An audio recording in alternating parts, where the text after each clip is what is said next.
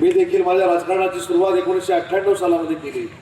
98 सालामध्ये मला माहीत देखील नव्हतं मी कुठच्या तरी मतदारसंघाचा आमदार होणार आहे, मी राज्याचा उद्योग मंत्री होणार आहे आणि एकनाथ शिंदे साहेबांसारखं उत्तुंग नेतृत्व मला आशीर्वाद द्यायला महाराष्ट्रामध्ये मिळणार आहे हे 1998 सालामध्ये मला माहीत देखील नव्हतं. त्याच्यामुळे आपल्या आयुष्यात आलेले प्रसंग ते आपण आनंदाने त्याला सामोरं जायचं असतं. अनेक कटू प्रसंग तुमच्यावर देखील आले, अनेक कटू प्रसंग माझ्यावर देखील आले, अनेक कटू प्रसंग व्यासपीठावरच्या शिवसेनेच्या प्रत्येकाच्या आयुष्यात आलेले आहेत. पण शिवसेना म्हणजे संघर्ष, शिवसेना म्हणजे आक्रमकता आणि शिवसेना म्हणजे ते पुष्पा सांगतो तसला काम नाही. आमच्या जन्मापासूनच आम्ही झुकेगा नाही आहे. आम्ही पिक्चर बघून झुकेगा नाही विके करतो की नाही. आणि सगळे बघा मोजके सोडले तर सगळी दाढीवालीच आहे. आता गौरव तू पण दाढी वाढव. सध्या देशात आणि राज्यात दाढीचं महत्व आहे, बरोबर ना. पण या सगळ्या गोष्टीमध्ये आपण विकासात्मक लोकांपर्यंत किती जातो ही खऱ्या अर्थानं आपल्या सगळ्यांची महत्वाची भूमिका आहे.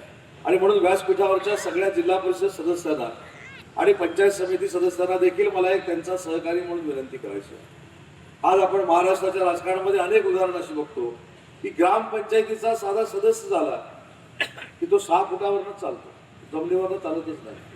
जेवढी तुम्ही नम्रता ठेवाल, जेवढा तुम्ही लोकांबरोबरचा संपर्क ठेवाल, जेवढा तुम्ही लोकांच्या सुखदुःखामध्ये राहाल, तोपर्यंत तुमच्या राजकीय जीवनाला कधी मरण नाही, त्याच्यामध्ये होऊ शकली नाही.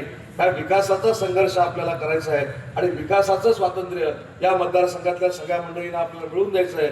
यासाठी तुम्ही जो जो चांगला निर्णय घ्याल त्या चांगल्या निर्णयाबरोबर शिंदे साहेब आणि शिंदे साहेबांचे सहकारी म्हणून आम्ही सगळे मंत्री, अख्खी शिवसेना गौरव बरोबर आहे. हा देखील विनम्रपणाने मी आपल्याला शब्द देतो.